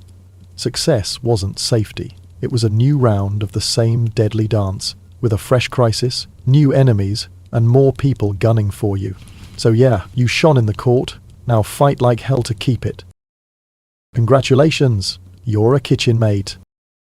It's 12:75, and you wake with a start on a thin straw mat wedged in the corner of a castle kitchen in northern France, the air thick with the rancid stench of grease, wood smoke, and rotting cabbage scraps.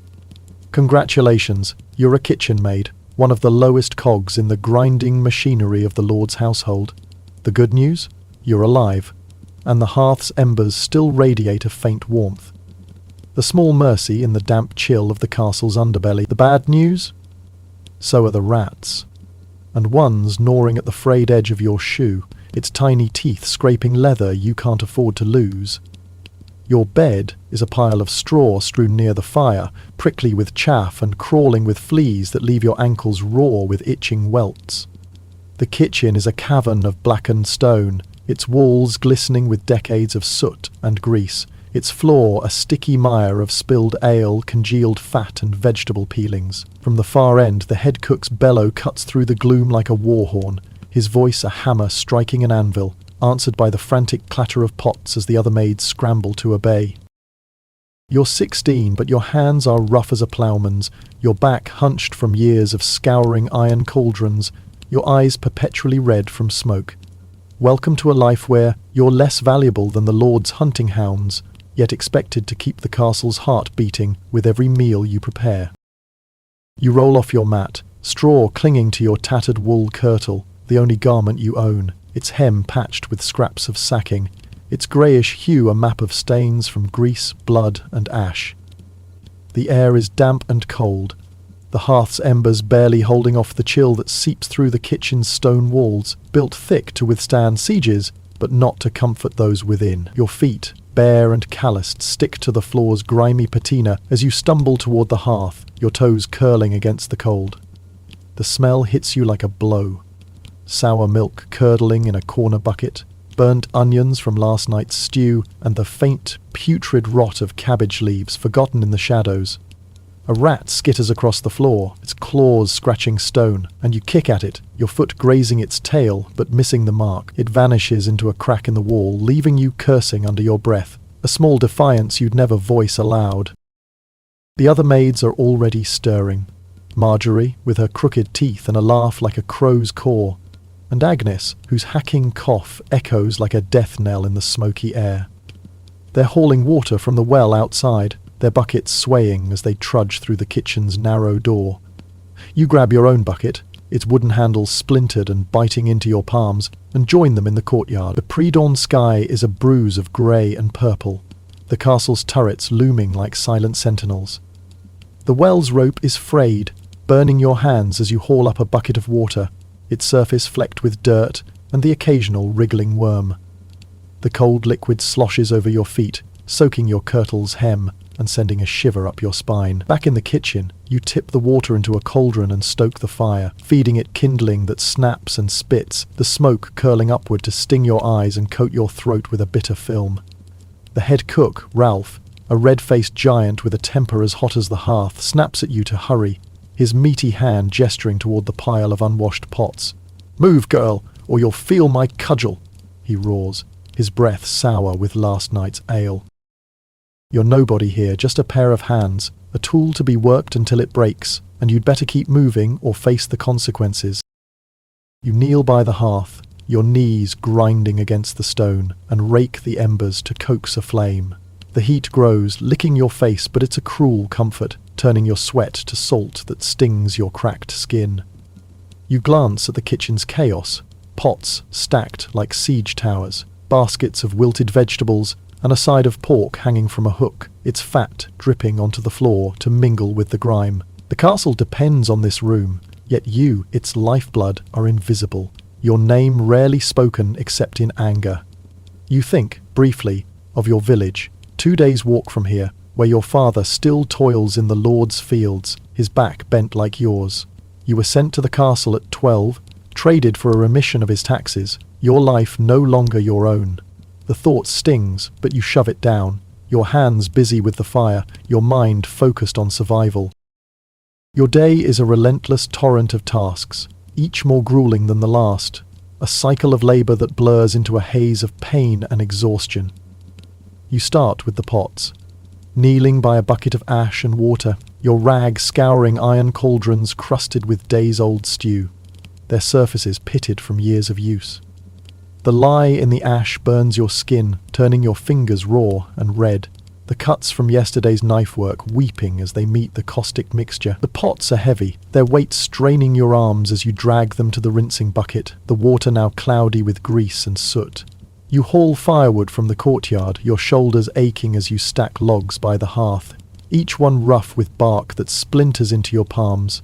The flames roar to life, filling the kitchen with a heat that presses against you like a living thing, your sweat dripping into your eyes, blurring the world into a shimmer of fire and stone. You move to the cutting board, a scarred slab of oak, and begin chopping turnips and leeks, your knife dull and slippery, its blade nicking your fingers until they're slick with blood that mingles with the vegetable juice. The cook shouts at you for wasting a carrot, its tip was brown, but every scrap is precious in a castle where famine looms like a spectre. "Careless wench," he snarls, his fist raised but not swung, not yet, though the threat hangs heavy. You nod, eyes down, and keep chopping, your hands trembling but steady enough to avoid another mistake. A flogging would mean a day without food, and you're already dizzy from hunger. You knead dough for the Lord's bread, your arms caked with flour and grit, the muscles in your shoulders burning as you pound the sticky mass into submission. The loaves, shaped with care, will bake hard as stone in the oven, their crusts meant for the high table, though you'll never taste them. The servant's bread, made from rye and barley, is coarser, its texture like gravel, but it's all you'll get. The other maids work alongside you, their faces etched with the same exhaustion. Marjorie, stirring a cauldron of pottage, whispers about the Lord's son, rumoured to be bedding a milkmaid in the stables. His dalliances a scandal that could cost the girl her place. Agnes, coughing into her sleeve, mutters about the steward, who's been seen slipping bottles of the Lord's wine into his quarters. You stay silent. Gossip is a dangerous game when you're at the bottom of the heap. Your word worthless against a man's, let alone a noble's. The kitchen is a microcosm of the castle's hierarchy. Ralph rules with his bellows and fists. The undercooks curry his favour, and you maids are the dregs. Your labour essential, but your lives expendable. You glance at the door, half expecting a page to burst in with new demands, a feast for a visiting knight, a tray for the ladies' chambers. But for now, it's just the relentless grind of the hearth. Lunch is a fleeting reprieve, stolen in the gaps between tasks. You crouch near the hearth, the heat baking your back, with a hunk of rye bread so hard it could crack a tooth, and a wooden bowl of thin pottage, a watery mix of barley, onions, and a faint slick of grease from last week's pork. The broth is lukewarm, its flavour flat, but you sip it slowly, savouring the brief fullness it brings. You wash it down with weak ale, the only safe drink in a castle where well water often carries sickness, its bitter tang curling your tongue. The cook glares as you eat, muttering about lazy hands and idle mouths, his eyes daring you to linger too long. You're still hungry, the bread barely denting the gnawing in your gut, but there's no time for more. The Lord's midday feast looms and you're needed at the cauldrons. You plunge your hands into a pile of goose feathers, plucking a bird for the high table, its quills sticking to your sweaty arms, the stench of its warm flesh turning your stomach. Next comes the fish, pulled from the moat's murky depths, their scales slimy and their odour rank like the stagnant water they swam in. You gut them with a knife, your hands slick with blood and innards, your kirtle now a canvas of stains, grease, blood, ash and fish slime. The other maids are just as worn. Marjorie's cough has deepened, a wet rasp that makes you wince, and Agnes's hands shake as she stirs a cauldron of stew, her face pale as the flour dusting her arms. You're all invisible, your labour the unseen engine that keeps the castle's feasts flowing, its nobles fed, its prestige intact. You think, briefly, of the Pope in Rome, whose name the priest invokes at Mass.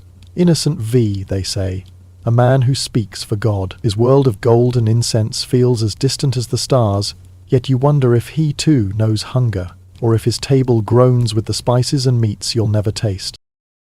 The afternoon is a frenzy as the Lord's feast nears, the kitchen a furnace of steam, smoke and shouted orders. You carry trays to the great hall, your arms trembling under the weight of pewter platters heaped with roasted venison, glazed pears and loaves studded with caraway. The hall is a world apart from the kitchen's squalor. Tapestries of hunting scenes adorn the walls, their colours vivid even in the torchlight. Fresh rushes on the floor release a faint herbal scent, and the Lord's family, clad in silks and velvets, laugh over goblets of spiced wine, their voices a melody you'll never join. You keep your eyes down, careful not to meet their gaze.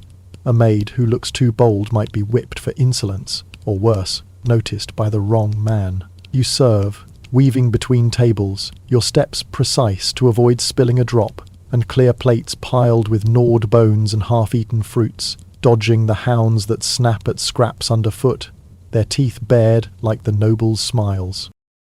The Lord's son, a youth with a cruel mouth and wandering hands, brushes past you as you set down a tray, his fingers lingering too long on your arm, his breath hot with wine.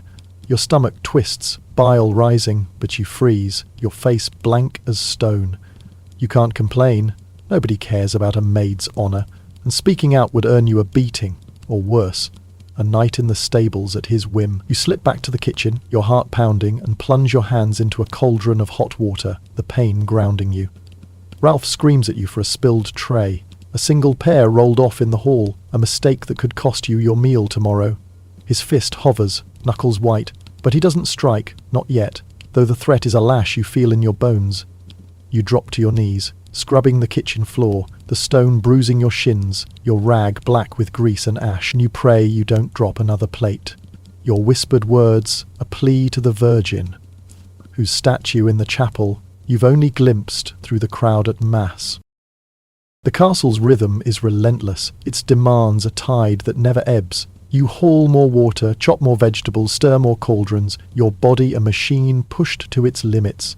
The heat is unbearable, the kitchen a crucible where you're forged and broken daily, your hair plastered to your face, your kirtle soaked with sweat and stained beyond salvage.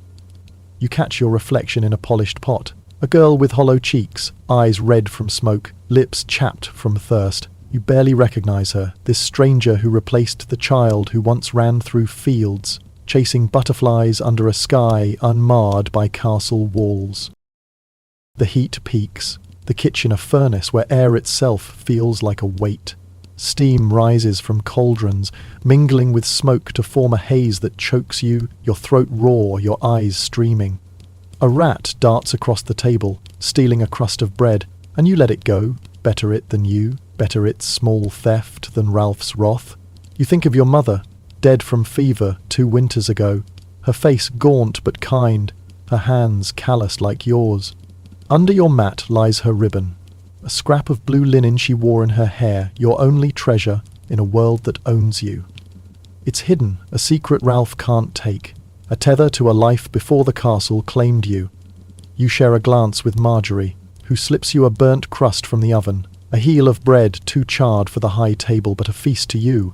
You tuck it into your sleeve, a secret victory against the hunger clawing your gut, your lips twitching in a ghost of a smile. Ralph's too busy berating Agnes for a lumpy sauce to notice, his voice a thunder that shakes the pots.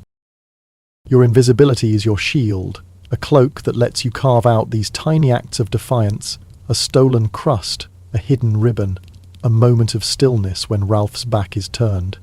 You stir a cauldron of pottage, the wooden spoon heavy in your hand, and imagine a world where you're not chained to this hearth, where your labour earns you more than bruises and hunger. The thought is dangerous, a spark that could burn you, but you cradle it, letting it warm you against the castle's cold. You glance at Agnes, her cough worse now, her face grey, and wonder how long she'll last. The castle consumes its maids, spitting them out when they break, and you fear you're next, your body fraying thread by thread. As the sun sets, casting the courtyard in shades of amber and grey, the castle quiets, its nobles sated, their laughter fading into the great hall's rafters. But your work doesn't stop. You clean the cauldrons, your hands blistered and raw, the lye burning fresh cuts that throb with each scrub. You sweep the hearth, ash coating your face like a second skin, the broom's handle splintering into your palm. Your back screams from hours of bending, your feet ache from standing on stone, and a cut on your finger sliced by a dull knife pulses with heat, likely infected from the kitchen's filth. There's no physician for you, no leeches or bone dust like the nobles get, just a rag to wrap it and a prayer it doesn't fester into fever. You've seen maids die from less, their bodies carted away like refuse, their names forgotten by the next market day. The other maids are fading too. Marjorie's cough has turned wet, a rattle that makes you flinch, and Agnes looks like a ghost, her hands trembling as she stacks firewood. You share a sip of ale, its bitterness a brief comfort, a quiet moment of solidarity before Ralph barks you back to work, his eyes bloodshot from his own stolen drinks. The castle runs on your labour, but no one thanks you. Not the lord, not the lady, not even the pages who sneer as you pass. You're less than the hounds, who at least get scraps and a pat from the huntsman.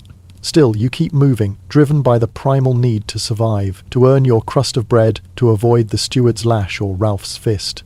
You glance at the kitchen's narrow window, the sky now a deep indigo, and wonder what lies beyond the castle's walls. A town, a river, a life where you're not invisible. The thought is a knife, sharp and useless, but you hold it close. Dinner is a grim echo of lunch, eaten in the dim glow of the dying hearth. Another bowl of pottage, its barley grains sparse. Another hunk of rye bread, its crust harder than the morning's. You wash your hands in a bucket of cold water, the grime stubbornly clinging to your nails, the soap, if you can call it that, a lump of tallow and ash that stings your cuts.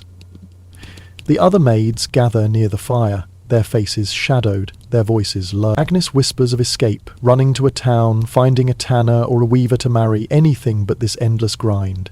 You know it's a dream, a fairy tale spun from desperation. A maid who leaves is a maid who starves, or worse, falls prey to bandits or slavers. The world beyond the castle is no kinder than the one within, yet you listen, letting her words paint a fragile hope. You share a story with Marjorie, your voice barely above a whisper, about a girl from your village who married a merchant, her life now filled with silks and honeyed cakes. It's a lie you heard the girl died in childbirth, her husband long gone. But Marjorie smiles, her crooked teeth glinting in the firelight, and you feel a warmth that has nothing to do with the hearth. The ribbon under your mat calls to you. It's blue, a memory of your mother's laugh, her hands braiding your hair by a stream long ago. You cling to these fragments, stories, smiles, a scrap of linen, because they're proof you're more than this kitchen, more than Ralph's shouts or the lord's indifference. You curl up on your mat, the straw poking your ribs, and try to ignore the rats scurrying nearby, their claws a soft counterpoint to Agnes's cough. You lie on your mat, the kitchen dark save for the embers' faint glow, their light casting shadows that dance like ghosts on the walls. The air is heavy with smoke, the faint stink of rotting food and the sour tang of your own sweat. Your body aches, your hands throb from lye and knives, your back screams from bending, your feet pulse from stone. The fleas bite relentlessly, their stings a maddening itch, but you're too tired to swat them away. You pull your kirtle tighter, its fabric thin and worn, and think of the Lord's feast. The platters you carried, the laughter you'll never share, the spices you'll never taste. You touch the ribbon under your mat, its softness a secret only you know, a reminder that you're more than this hearth, even if the world sees you as nothing. Sleep comes slowly, broken by Ralph's snores from his mat by the door, Agnes's coughing, and the rat's endless scurry. You dream of fields golden with wheat, of a river where you swim free, of a life where your hands are soft and your name is spoken with kindness. But dawn will come, its grey light creeping through the window, and with it another day of scrubbing, serving, and surviving. You hold the ribbon close, its blue a spark in the dark, and let the embers glow lull you into a fragile, fleeting rest, your heart whispering that somewhere, beyond the castle's walls, a different life waits, if only you can endure long enough to find it. In the sweltering, smoke-choked kitchen of a northern French castle, you were a kitchen maid, your hands raw from scrubbing cauldrons, your life a cycle of hunger and toil, invisible yet vital to the Lord's feasts.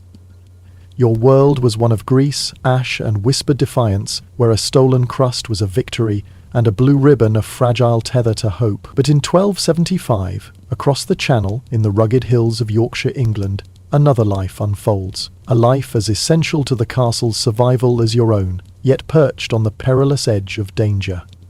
In a drafty gatehouse, a guard stirs on a splintered bench, his spear at his side, his eyes trained on a fog-shrouded road. Where you fed the castle's heart, he guards its threshold. Where you bore the weight of pots and Ralph's bellows, he carries the weight of a shield and the steward's scrutiny. Your lives, though separated by seas and stations, are woven into the same tapestry of servitude, bound by the same relentless duty, the same anonymity in the eyes of the powerful, and the same flicker of resilience that keeps you standing. As the kitchen's embers fade, the gatehouse torch sputters, and his story begins, a tale of vigilance in the shadow of the same medieval order you served. Congratulations, you're a gate guard. It's 1275 and you wake with a jolt on a wooden bench in the gatehouse of a castle in Yorkshire, England, the air damp and heavy with the reek of wet stone, horse dung, and the faint, sour tang of your own sweat-soaked cloak. Congratulations, you're a gate guard, one of the Lord's lowliest defenders, tasked with holding the line between safety and chaos. The good news? You're alive, and your spear, its iron tip glinting faintly in the torchlight, is proof of your purpose. The bad news? So are the bandits rumoured to lurk in the woods beyond the moat, their blades sharper and their aim truer than yours. Your bed is a splintered bench tucked against the gatehouse's cold stone wall, its planks warped from years of damp. Your blanket, a threadbare wool cloak that smells of mould, sweat, and the faint musk of the dogs that sometimes curl up nearby. The gatehouse is a cramped, gloomy chamber, its walls blackened by decades of torch smoke, its floor slick with mud, tracked in by travellers and guards alike. You hear the groan of the portcullis chain swaying in the wind, the distant howl of a wolf echoing through the valley, and the soft drip of water seeping through the roof. You're 20, but your hands are scarred from sparring with blunt swords, your shoulders knotted from hours hefting a shield, your eyes perpetually squinted against the glare of sun or the strain of night. Welcome to a life where you're the castle's first line of defence, and the first to fall if arrows fly or swords clash. You jerk awake as the castle's morning bell clangs from the chapel tower, its peals sharp and insistent, cutting through the pre-dawn gloom. Your breath clouds in the frosty air, the gatehouse a cavern of cold that seeps into your bones, the wind whistling through cracks in the stone walls like a mournful dirge. Your cloak, damp from last night's drizzle, clings to your shoulders, its wool heavy and itching against your skin. Your boots, crude leather stitched with sinew, patched where the soles have worn thin, are still sodden, their chill numbing your toes. You groan, your back protesting from the bench's unyielding planks, and reach for your spear, its ash shaft worn smooth by your grip, its iron point cold to the touch. You climb the narrow stone stairs to the gatehouse's upper platform, each step creaking under your weight, and emerge into a world shrouded in fog, the castle's grey walls looming above you like silent giants, the moat below a stagnant ribbon reeking of algae, refuse, and the occasional bloated fish. Your job is deceptively simple. Watch the road that snakes through the valley, check every traveller who approaches, and pray no one tries to storm the gate with fire or steel. The other guards are stirring below. Tom, a grizzled man with missing teeth and a laugh like gravel, and Will, whose breath always carries the sour tang of ale, even at dawn. They're grumbling about the cold, their voices muffled by the fog that blankets the landscape, hiding the trees and hills beyond. You rub your hands together, your fingers stiff and numb, the scars on your knuckles pale against your reddened skin. You scan the horizon, your eyes straining through the mist, searching for movement, a merchant's cart, a pilgrim's staff, or the glint of a bandit's blade. Dawn is breaking, its light a faint grey that barely warms the air, and the fog is thick, a shroud that could conceal an army or a single thief. You adjust your cloak, its hem brushing the platform's damp stone, and settle into your watch, your heart a steady drumbeat of vigilance and unease. You think, briefly, of the kitchen maids you glimpsed yesterday, hauling buckets through the courtyard, their faces smudged with ash, their eyes downcast. Their world of cauldrons and grease is as foreign to you as the Lord's solar. Yet you share their lot, low-born, labouring for a castle that barely acknowledges your existence, your lives tethered to its survival. You wonder if they, too, wake with this knot in their gut, this sense that one mistake could cost everything. The thought fades as a crow caws from the battlements, its cry sharp in the stillness, and you grip your spear tighter, your eyes fixed on the road. The morning brings a trickle of travellers, their shapes emerging from the fog like ghosts, each one a puzzle you must solve with a glance and a question. A merchant's cart creaks into view, its wheels sinking into the muddy road, its driver a stout man with a beard flecked with frost. Behind him 2 lads prod a pair of oxen, their breaths steaming. You descend to the gate, your boots slipping on the slick stairs, and demand his papers. A crumpled parchment stamped with the seal of a York guild. Your hands, clumsy with cold, fumble with the wax, your eyes scanning the faded ink for signs of forgery. "What's your business?" you ask, your voice rough from disuse, your spear held loosely but ready. He mutters about wool for the market, his eyes darting to the portcullis above, its iron teeth a silent threat. You nod, unconvinced, but lacking proof, and signal Will to raise the gate. The chains groan like a dying beast, the portcullis shuddering upward, and the cart rumbles through, its wheels spattering mud on your boots. Next comes a band of pilgrims, their cloaks tattered, their faces gaunt from weeks on the road to St. Cuthbert's shrine. They clutch wooden crosses, their voices murmuring prayers, but you've heard tales of thieves hiding among the pious, their daggers concealed under sackcloth. You question their leader, a wiry man with a scar across his cheek, his answers vague, but laced with scripture. You search their packs, finding only bread crusts and a worn psalter, and let them pass, your gut twisting with doubt. A noble's messenger follows, astride a horse whose glossy coat is worth more than your life, his velvet cloak embroidered with a lion's head. He hands you a sealed letter for the Lord, his disdain palpable as he looks down at you, a low-born speck in his world. You check the seal, your fingers trembling from cold or nerves, and wave him through, his horse's hooves clattering on the drawbridge. The steward, a sharp-eyed man named Godfrey, watches from the wall above, his quill scratching notes you'll never read. He trusts no one, least of all you, a low-born guard barely above a peasant, whose every move is weighed for error. One slip, a smuggler missed, a spy let through, could cost you your post, or worse, your head, left on a pike as a warning. A peddler, his cart piled with pots and cloth, tries to slip you a copper coin to skip a search, his smile too wide, his eyes too shifty. You hesitate, your stomach growling, the coin a temptation that could buy a hot meal or a new cloak. But Godfrey's gaze burns your back, and you wave the peddler through, your hands clean but your heart heavy with hunger and guilt.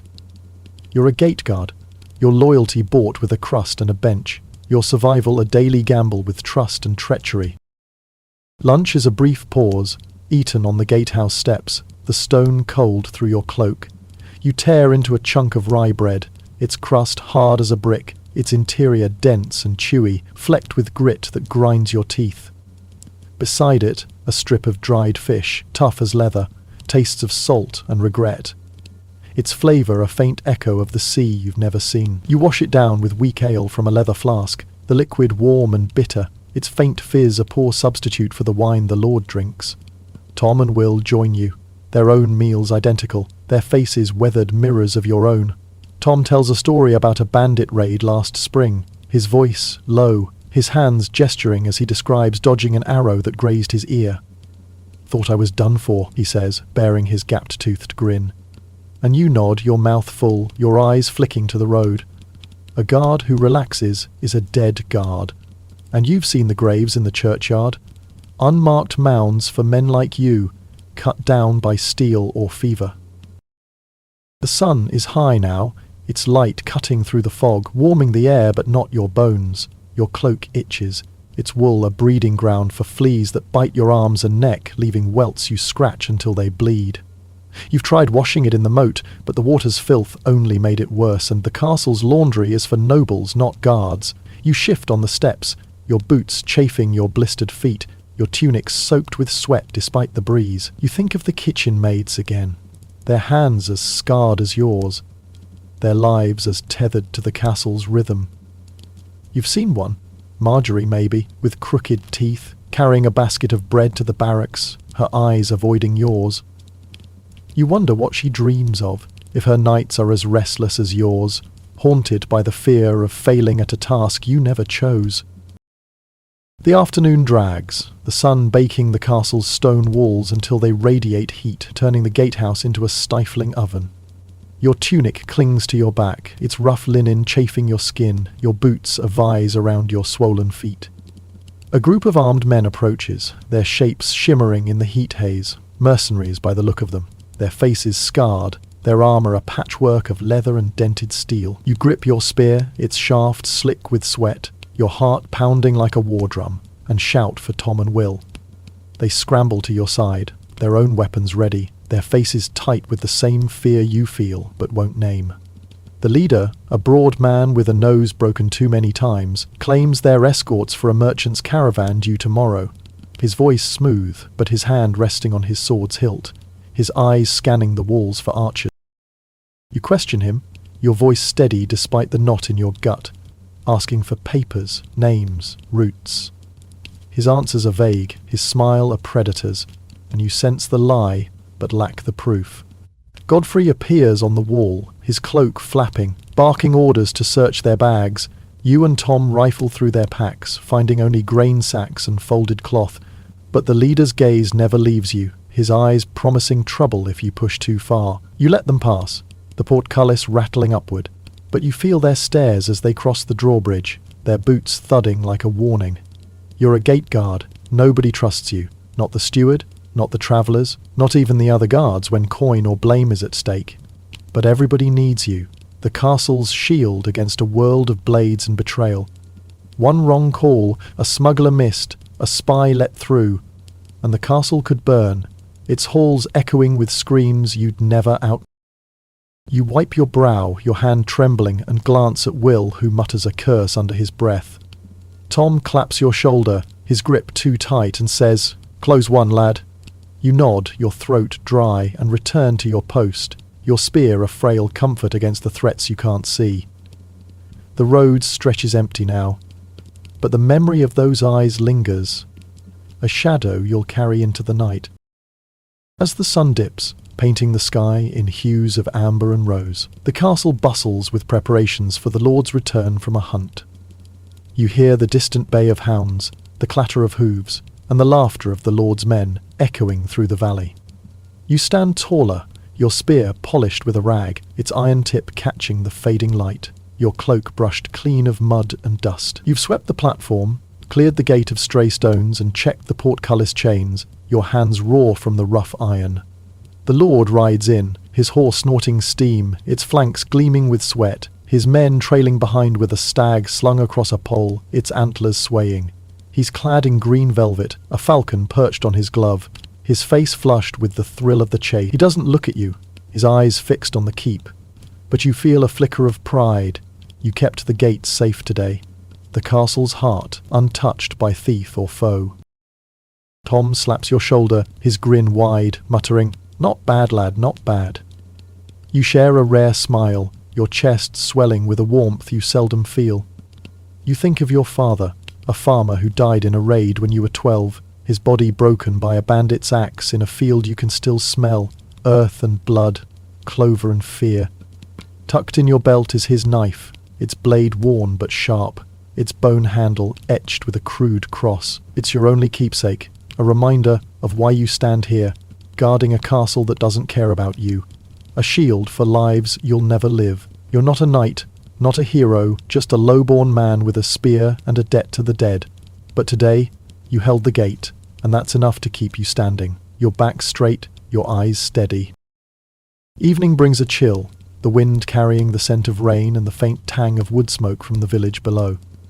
Your shift stretches until midnight, your legs aching from hours on the platform, your shoulders screaming from the weight of your shield, a battered oak slab strapped to your arm during drills. A cut on your hand from a splintered crate you moved at noon throbs under a dirty rag, its edges red and hot, likely festering in the gatehouse's damp. There's no physician for you, no leeches or salves like the Lord's men get, just a prayer to St. Sebastian that it doesn't spread to fever or lockjaw. You've seen guards die from less, their bodies buried in shallow graves, their names forgotten by the next muster. Tom's coughing now, a dry hack that echoes in the gatehouse, and Will's limping from an old wound, his knee swollen under his breeches. You're all breaking, piece by piece, the castle's grind, as merciless to you as to the maids in the kitchen.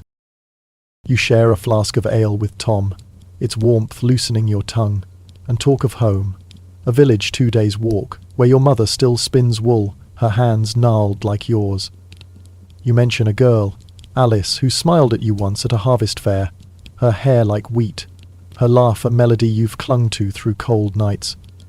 You know she's likely married now, her life beyond your reach, but the memory is a spark in the dark. The castle's walls loom, their stones etched with centuries of sieges and storms, and you know you'll never leave this post, not alive, not whole. You're a guard, bound to the gate until you break or die, your life a thread in the Lord's tapestry, easily cut. Night falls, the gatehouse lit by a single torch, its flame sputtering in the wind, casting shadows that twist like spectres on the walls. You eat a cold supper on the platform, your back against the stone. More rye bread, its crust harder now, more dried fish, its salt stinging a crack in your lip. You chew in silence, your eyes on the road, its path swallowed by darkness. The night is alive with sounds, owls hooting in the woods, wolves howling in the hills, the creak of the portcullis chains swaying like a hanged man's rope. You think of Tom's story, the bandit raid that nearly took him, their blades glinting in moonlight, their shouts a cacophony of death. You grip your spear, its shaft a lifeline, your palms sweaty despite the cold, your heart a steady thud of fear you've learned to live with. Godfrey passes, his lantern casting a sickly glow, his voice sharp as he mutters about vigilance, his eyes lingering on you like a hawk's. You nod, your face blank, but your mind is elsewhere, on your father's knife, its weight a comfort in your belt, on the promise you made to live, to outlast the dangers that took him. You're not just guarding the gate, you're guarding your own survival, your name a fragile thing in a world that forgets its lowborn. One mistake, a dozed-off moment, a missed shadow in the fog, and you're dead, your blood soaking the mud, your body a footnote in the steward's ledger. You scan the darkness, your eyes burning from strain, and pray the night stays quiet, the road empty, the wolves at bay.